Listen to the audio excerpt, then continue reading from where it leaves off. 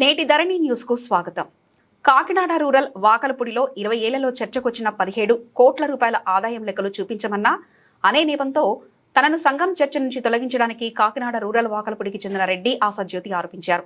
ఈ సందర్భంగా ఆమె ఇలా మాట్లాడారు. ఆమె చర్చపేటలో ఏపీఎస్పీ చర్చిలో కౌన్సిలింగ్ సభ్యురాలుగా ఉండేదాన్నని, గత 20 సంవత్సరాల నుంచి చర్చికి భక్తులుగా ఇచ్చిన విరాళాలు 17 కోట్ల రూపాయల ఆదాయానికి సంబంధించిన లెక్కలు వివరాలు అడిగిన కక్ష సాధింపుతో హిందువుని వివాహం చేసుకున్నానన్న వివక్షతతో చర్చి నుంచి సంఘం నుంచి తొలగించారని సభ్యురాలు ఆశాజ్యోతి ఆవేదన వ్యక్తం చేశారు. చర్చిపేటలో ఎటువంటి ప్రభుత్వ అనుమతులు లేకుండా 2 అంతస్తుల భవనాన్ని నిర్మించి చర్చిగా నడుపుతున్నారని, ఆ భవనానికి క్రైస్తవ చర్చికు అనుమతులు లేకపోవడంతో ఇంటి పన్ను వాకలపూడి సచివాలయానికి చెల్లిస్తున్నారని ఆశాజ్యోతి గుర్తు చేశారు. నా పేరు రెడ్డి ఆశాజ్యోతి అండి. మాది వాకలపూడి గ్రామం, కాకినాడ రూరల్. చర్చిపేటలోని చర్చి నిర్వహిస్తున్నారండి, ఏపీఎస్పీ చర్చ్ అని. దాన్ని అందరూ కూడా పోలీస్ ఎంప్లాయీస్ కట్టారండి. అది దానికి ఎటువంటి పంచాయతీ అది కలెక్టర్ గారు అనుమతులు లేకుండా 2 అంతస్తుల బిల్డింగ్ అని పన్ను పడుతుందండి. ఇప్పుడు కూడా పన్ను మరి విధించారు పంచాయతీ వారు. ఇంటి భవనం కిందే ఉన్నది తప్ప చర్చిగా ఎటువంటి అనుమతులు లేకుండా చర్చి నిర్వహిస్తున్నారండి. దాని ఆదాయం 20 సంవత్సరాల నుంచి ఇప్పటి వరకు 17 కోట్లండి. అందులో కౌన్సిల్ సభ్యురాలుగా నేను ఉన్నాను.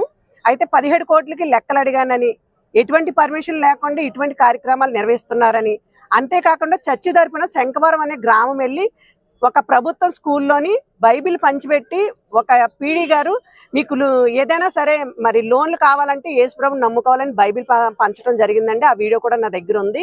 ఇలాంటివన్నీ అడుగుతున్నానని, 17 కోట్లు లెక్క అడిగానని, నేను హిందూ మతస్థుడిని పెళ్లి చేసుకున్నానన్న కారణాలన్నీ చూపించి సంఘానికి రావద్దని సంఘ బహిష్కరించారండి. కౌన్సిల్ మెంబర్గా కూడా తొలగించారు. మరి ఎటువంటి అనుమతులు లేకుండా చర్చి నిర్వహిస్తున్నారు. మరి ఎటువంటి అనుమతులు లెక్కలు ఏమీ లేకుండా వాళ్ళ ఇష్టానుసారంగా మరి అక్కడ రాజ్యం వెళ్తున్నారండి. వాళ్ళ 5 పెద్దలు, కౌన్సిల్ మెంబర్స్, వింగ్ లీడర్స్ అందరూ కూడా ఎస్సీ మాల హిందూ సర్టిఫికెట్లు కలిగి ఉన్నారు. ప్రభుత్వ ఉద్యోగాలు చేస్తూ కూడా ఏ భయం లేకుండా మరి ఎటువంటి రిజర్వేషన్కి భయపడకుండా చర్చి నిర్వహిస్తుంటే అధికారులు ఎందుకు ఊరుకుంటున్నారో తెలియదు. ఇప్పుడు 2వ సారి నేను కంప్లైంట్ చేశాను. ఈ విషయమే మళ్ళీ కలెక్టర్ గారి దృష్టికి, ఆర్డీఓ గారి దృష్టికి తీసుకొచ్చానండి.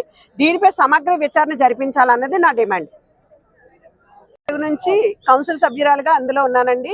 కాకపోతే మా అమ్మగారు, నాన్నగారు ఉన్నప్పటి నుంచి కూడా మేము కూడా డొనేట్ చేసి సంఘాన్ని నిర్మించాము.